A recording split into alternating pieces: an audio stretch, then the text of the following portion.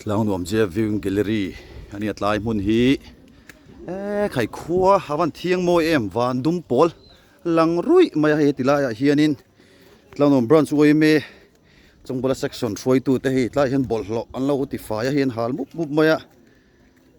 khain van ti tha em o wenia hian weni Sunday nia hai khului lui mai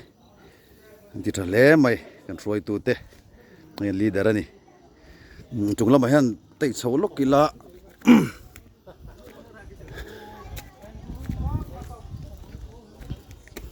hi leng an tam khop men om deuh neuh mai hai fai to khop mai mun po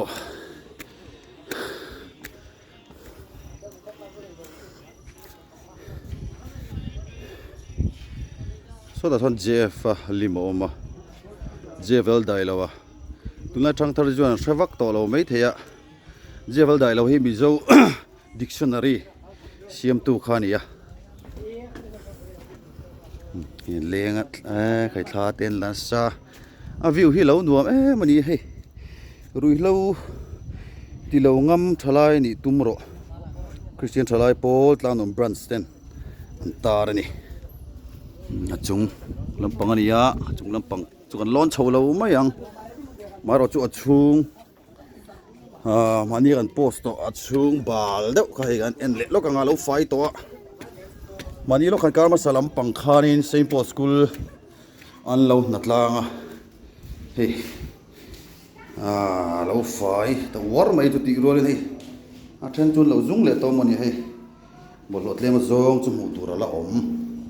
maro chu ma kan son zele St Paul school no pangten an lo thian fa ya he lo mom khop mai St Paul school no pangte hi Tlangnuam veng chung kong pui dung ten ti fai thina than mual te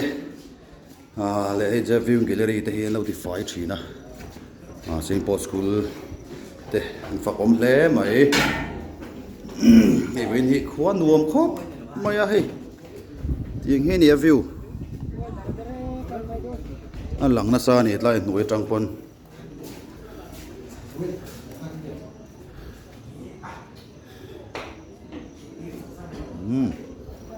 so kai voi chu leng an tam khop mai Sunday te ni a lat lang wal